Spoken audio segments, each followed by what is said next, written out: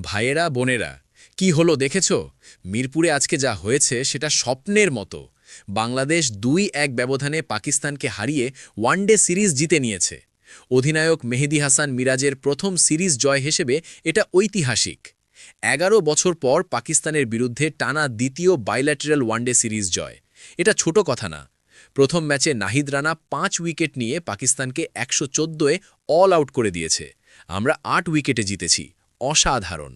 দ্বিতীয় ম্যাচে হেরে গেলেও আজকে ডিসাইডারে ওয়াও! তানজিদ হাসান তামিম ১০৭ বলে ১০৭ রানের মেইডেন ওয়ানডে সেঞ্চুরি। রানে বল সেঞ্চুরি, ৭টা ছক্কা, ৬টা চার। এটা ছিল মাস্টার ক্লাস। প্রথম ১০ ওভার সতর্ক, তারপর অ্যাক্সিলারেট, পারফেক্ট। তৌহিদ হৃদয় ৪৮ দিয়ে ফিনিশ করেছে। টোটাল ২৯০/৫। ভালো স্কোর মিরপুরে।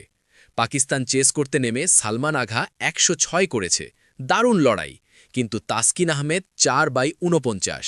কি বোলিং! মুস্তাফিজ, রিশাদ, মিরাজ সবাই চাপ দিয়েছে। শেষ ১০ ওভারে পাকিস্তানের রান রেট ৯-এর উপরে গিয়ে রিশাদের নার্ভ অফ স্টিল। শেষ ওভারে দরকারি উইকেট। ২৭৯-তে all out. আমরা ১১ রানে জিতলাম। মিরাজ ভাই বলেছে এটা দলীয় প্রচেষ্টা। তানজিদ, লিটন, হৃদয় ব্যাটে দারুণ। তাসকিন গতি এনেছে।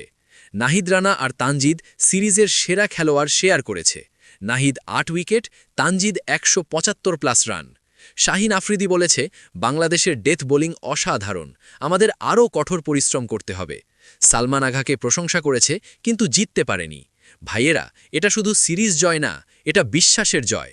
টাইগাররা দেখিয়েছে আমরা এখন বড় দলদের হারাতে পারি। মিরপুরে ট্রফি উঁচিয়ে উদযাপন, উইনার্স ব্যানার, সেলফি, এই মুহূর্তগুলো চিরকাল মনে থাকবে। যারা সাপোর্ট করেছ ধন্যবাদ। টাইগারদের পাশে থেকো। পরেরটা টি-20 টেস্ট আরও আসছে। জয় বাংলা।